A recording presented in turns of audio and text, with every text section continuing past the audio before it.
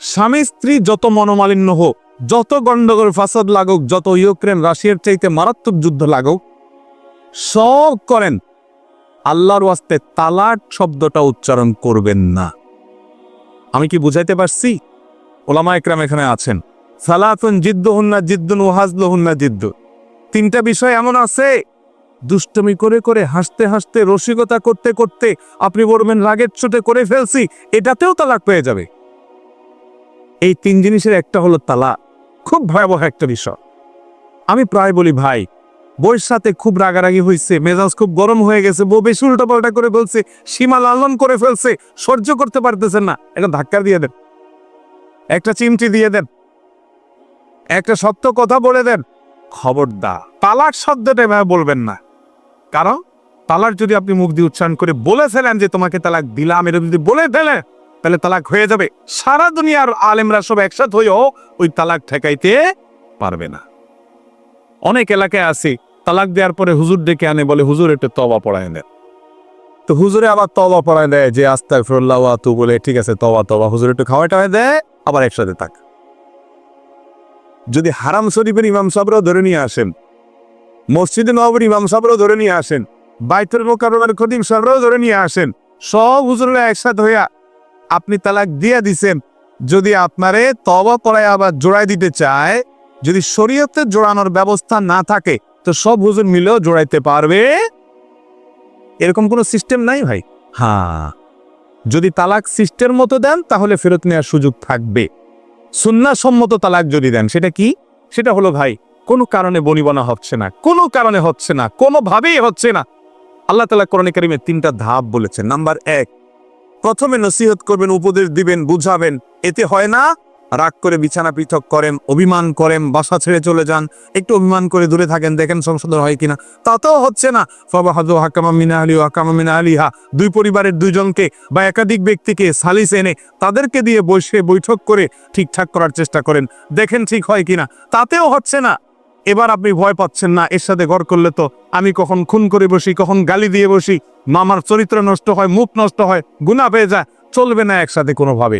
তাহলে এবার আপনার কাজ হলো একজন দক্ষ বিদগ্ধ মুফতি আলেম ফতোয়া বোর্ডে ভালো কোনো ব্যক্তির কাছে যান, যে বলেন হুজুর সমস্যা তো এই, আমি এখন তো ওনার সাথে ঘর করতে পারবো না, আমি ডিসিশন নিছি আমরা আলাদা হয়ে যাব, তাহলে কিভাবে হবো, পদ্ধতিটা আপনি বলেন। হুজুর আপনাকে শিখাই দিবে এমন পদ্ধতি, যে পদ্ধতিতে দিলে আপনার তালাকটা দেওয়ার পরও 10 বছর পরও যদি আন সেই রাস্তা থাকবে। বলে দেব পদ্ধতি, সবাই দিকে তালাক দেওয়ার জন্য পাগল। পদ্ধতিটা হলো 1 তালাক দিবেন। কয় তালাক দিবেন? তাও আবার মধ্যে আসলে দিয়ে দিবেন, এত সহজ না, তালাকের টাইম আছে। টাইম বলবো? হ্যাঁ বলেন, সবাই রাজি। টাইম হলো যেই পবিত্রতার পিরিয়ডে স্বামী স্ত্রীর শারীরিক সম্পর্ক হয়েছে, ওই পিরিয়ডে তালাক দেওয়া যাবে না। এরপরে পবিত্রতার পিরিয়ড যাওয়ার পরে মাসিক আসবে, মাসিক চলে যাবে, হওয়ার পরে আবার পবিত্র হবে, সেই পবিত্র হওয়ার পরে এখনো শারীরিক সম্পর্ক হয় নাই, এই অবস্থায় তালাক দিবেন। কেন শরীয়ত এতটুকু অপেক্ষা করছে জানেন? এর কারণ হলো শরীয়ত নিশ্চিত করতে চায় যে এই তালাকটা সুবিবেচনা প্রসূত, আপনি খুব চিন্তা ভাবনা করে ভেবে চিনতে তারপরে সিদ্ধান্তে এসেছেন, যেমনি সেমনি সিদ্ধান্ত নেন নাই। কারণ একটা পবিত্রতার পিরিয়ডে শারীরিক সম্পর্ক হয়েছে, মাসিকের একটা পিরিয়ড চলে গেছে, আপনার চাহিদা তৈরি হয়েছে, এরপরে নতুন পিরিয়ডে পবিত্র হয়েছে, এই পবিত্র হওয়ার পর প্রচন্ড রকমের চাহিদা থাকার কথা, এই সময়টাতেও আপনি তালাক দেওয়ার জন্য প্রস্তুত, তার মানে আপনি খুব ভেবে চিনতে, আপনার তার প্রতি আকর্ষণ আগ্রহ থাকার পরও আপনার একে অন্য থেকে পৃথক হতে চাচ্ছেন, তালাকের ডিসিশন নিতে চাচ্ছেন। এটা যে সুচিন্তিত, এটা যে হুটহাট করে নয়, এটা যে ঠান্ডা মাথায় বুঝে শুনে, সেটা নিশ্চিত করবার জন্য শরীয়ত এতগুলো ধাপ অবলম্বন করছে।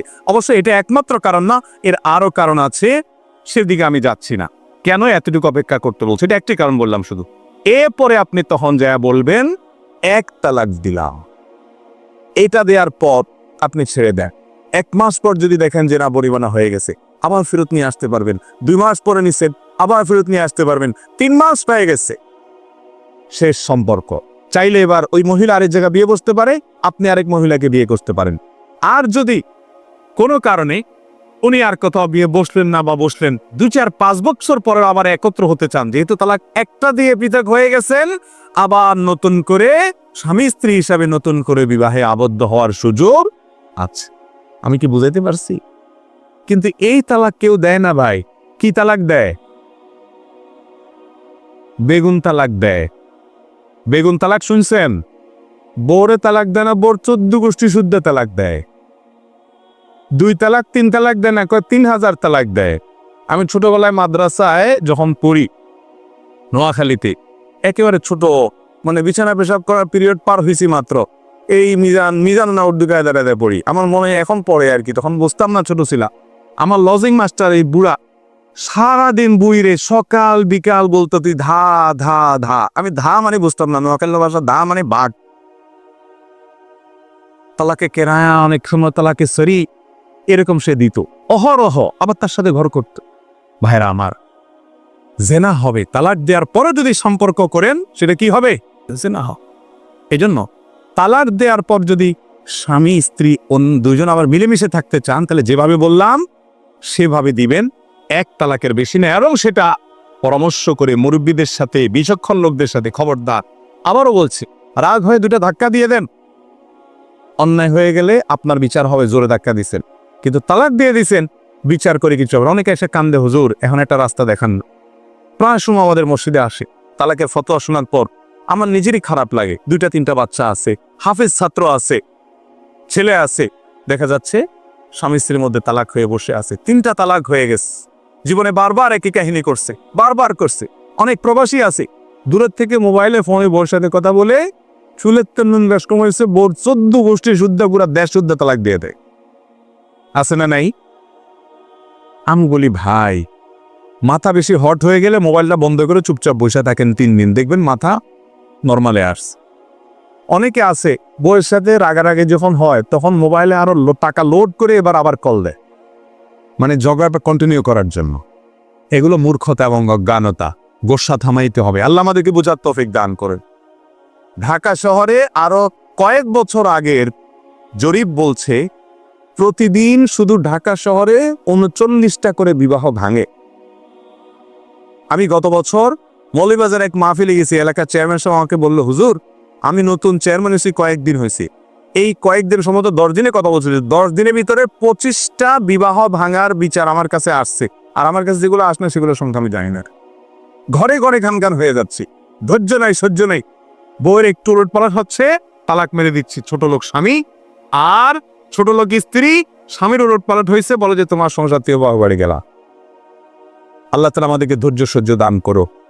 জানেন, ধৈর্যশীলদের জন্যই জান্নাত। ইন্নামা ইউওয়াফাস সাবিরুনা আজরাহুম বিগাইরি হিসাব। ধৈর্যশীলদেরকে আল্লাহ আদনিতে দিবেন। আস-সাবরু সাওয়াবুল জান্নাহ। অধৈর্যশীলের জন্য জান্নাত আছে। অতএব ধৈর্য ধরবেন তো ইনশাআল্লাহ।